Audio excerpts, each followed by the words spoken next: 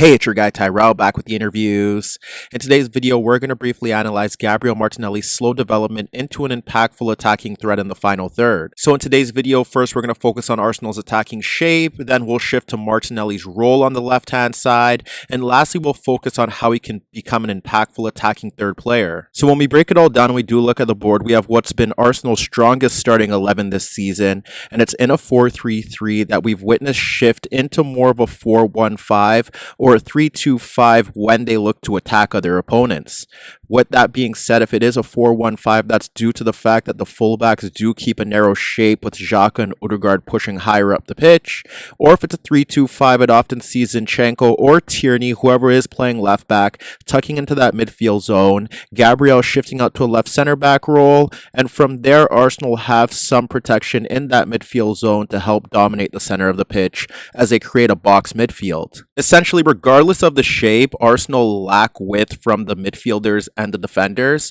so that's why you end up seeing Martinelli and Saka stretching the pitch and hugging the touchline. This season, we've witnessed both players enjoying huge success in terms of helping Arsenal finish in the top two, and individually, they've also had remarkable seasons. However, when you compare how they're capable of impacting the game in the final third, Martinelli and Saka have done it in different ways, where Saka is able to hug the touchline and he has support from White making overlapping or underlapping runs, along with the movement of Odegaard making those underlapping runs behind the fullbacks. It helps Saka create a bit more space to get the ball on towards a stronger left foot to serve as a creator or a goal scorer. However, there are situations where Saka does drag two defenders towards him, and even in those situations, he's able to manipulate the ball and pull markers towards him, and then square it into the path of Thomas Partey and Martin Odegaard, who have served as legitimate goal-scoring threats when Saka's been able to pull defenders towards his area. Whereas when you look to Martinelli's side, the issue that he has is that there's rarely any overlapping or underlapping fullbacks to help create space,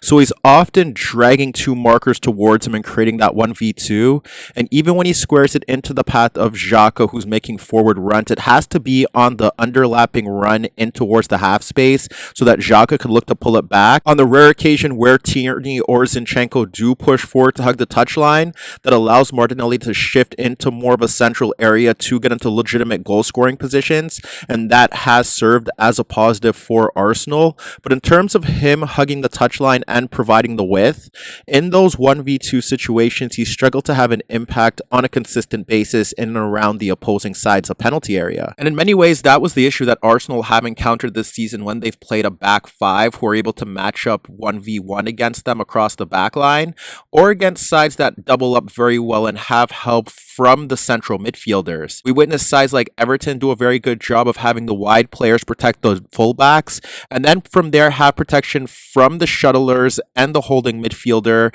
if they're playing in a 4-5-1, and if they were playing in a 5-4-1, then you could simply have one of the wide center backs shifting over for cover as well. Ultimately, having a player like Trossard play in that left shuttling role can help Arsenal pushing forward, but that could be an area where they do look to improve or look to rely on the growth of Smith Rowe, Trossard, or Fabio Vieira. Earlier on in the Arsenal season, when Martinelli looked to get into 1v1s to get onto a stronger right foot, he struggled, and it was one area that looked to be of concern for Arsenal fans as he encountered difficulties beating defenders in 1v1 situations. But as the season persisted, rather than solely relying on attempting to get the ball on towards his right foot to serve as a goal threat, Martinelli identified three ways that he can impact the game in the final third. One being his ability to carry the ball towards the byline and use his pace to serve as an outlet to pull the ball back towards teammates making late runs towards the box or at the back post, and that has been beneficial for Arsenal as he's not looking to get the ball on towards his right foot,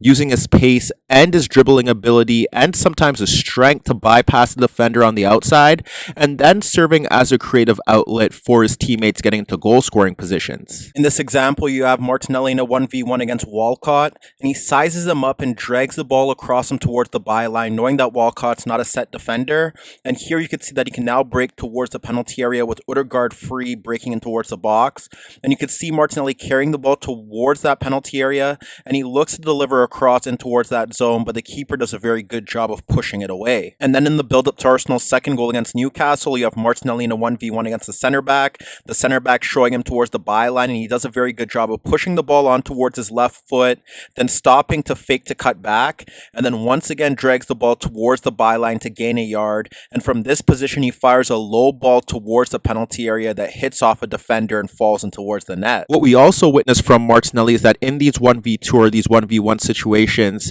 if he does look to get the ball on towards his right foot, he's done a very good job of serving as a creator for his teammates by clipping balls in towards the penalty area, specifically towards the back post, and from there he's utilized his passing ability to position his teammates into legitimate goal scoring position. And then again, if we look to an example against Southampton, Martinelli in a 1v1 against Walker Peters, he looks to cut on towards his right foot, and rather than getting a shot on towards goal, he has enough space to look towards the back post. He sees that there are 3 players in towards that zone, and he clips a super ball for the run of Gabriel Jesus running off the defender, but from this position he ends up firing a first-time effort over the net. A few weeks ago against Leeds, you have Zinchenko on the ball and Martinelli hugging the touchline, and here Zinchenko fakes across and towards the box and plays it across the defender for Martinelli, who drags Ayling towards him, and he looks like he's going to cut on towards his right foot, and he does a very good job of breaking a challenge from Ayling, and from this position he plays a superb ball across the 6-yard area for Ben White running off his marker,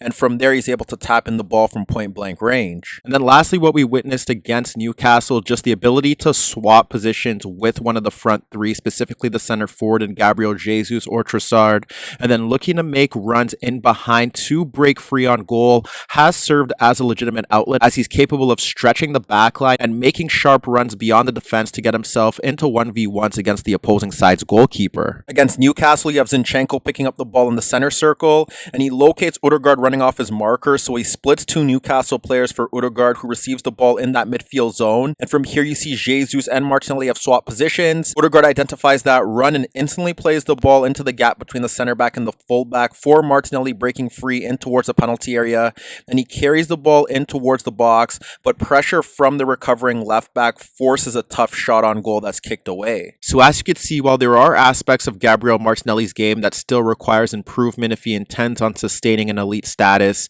the Brazilian's outside runs to the byline, combined with his ability to create when he gets the ball onto his right foot, serves as 2 distinct traits that can significantly progress his development.